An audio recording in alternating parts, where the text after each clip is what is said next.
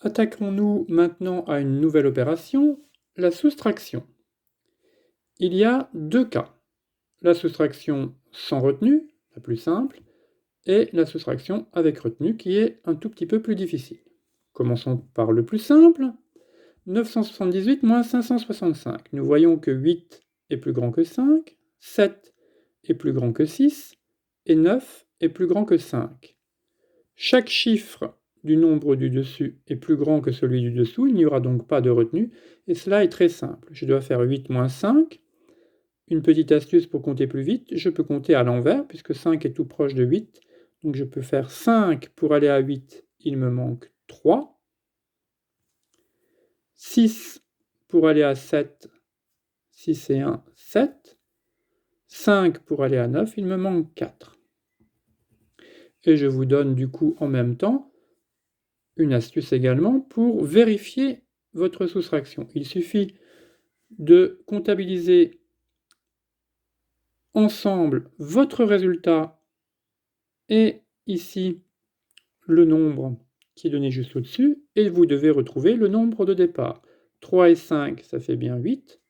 6 et 1, ça fait bien 7. 4 et 5, ça fait bien 9. Voilà.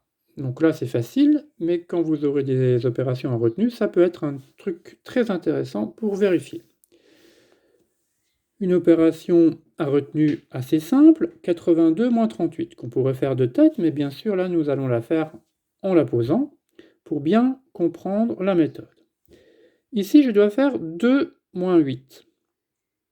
2 moins 8, je ne peux pas. 8 étant plus grand que 2, je ne peux pas soustraire 8 à 2. Donc, je vais rajouter 10 unités ici, ce qui va me donner 12 unités.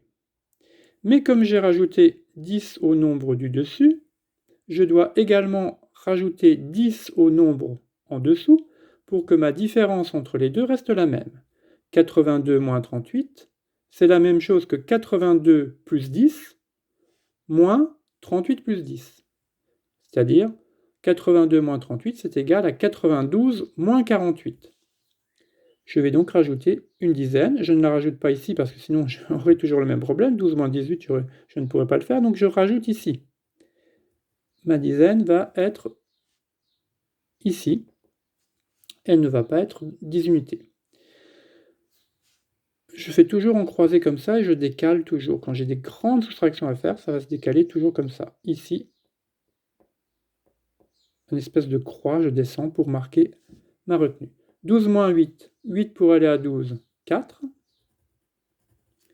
Et 8 moins 4, 4. Je mets bien les deux ensemble, 3 et 1 ça fait 4, 8 moins 4, 4. Attention, la signification de la retenue n'est pas tout à fait pareille, puisque là j'ai 10 unités, ça fait le nombre 12, et là j'ai une seule dizaine, donc je vais faire 8 moins 3 moins 1. 8 moins 3, 5, moins 1, 4. Je peux grouper les deux, 3 et 1, 4, 8 moins 4. Alors, quand on a des opérations un petit peu plus complexes, il ne faut pas s'en mêler les pinceaux avec les retenues. C'est là que ça devient difficile. Vous voyez qu'ici, 7 moins 8, je vais devoir mettre une retenue, mais là, 8 moins 4, même avec ma retenue, ça fera 8 moins 5, je n'aurai pas de retenue à mettre. 3 moins 9, j'aurai une retenue, 7 moins 6, j'aurai une retenue. Alors regardez bien comment je les mets. 7 moins 8, je ne peux pas. 17, et je mets la retenue ici. Et je continue tout de suite. Je ne vais pas mettre les retenues tout de suite. 17 moins 8. 8 pour aller à 17. 8 pour aller à 10. Il me manque 2 et encore 7. Ça fait 9. 8 et 2, 10. Et encore 7 pour aller à 17. Sinon, vous pouvez faire dans l'autre sens. 17 moins 8. On retire 17, je retire 7. Ça fait 10. Moins 1, 9. 8 moins 5, c'est ce que je disais là. Il n'y aura pas de retenue à marquer. 8 est plus grand que 5, donc ça va faire 3. 3, 5 et 3, 8. 3 moins 9, je ne peux pas. Et là, je vais remettre encore une retenue. Et une retenue tout de suite ici.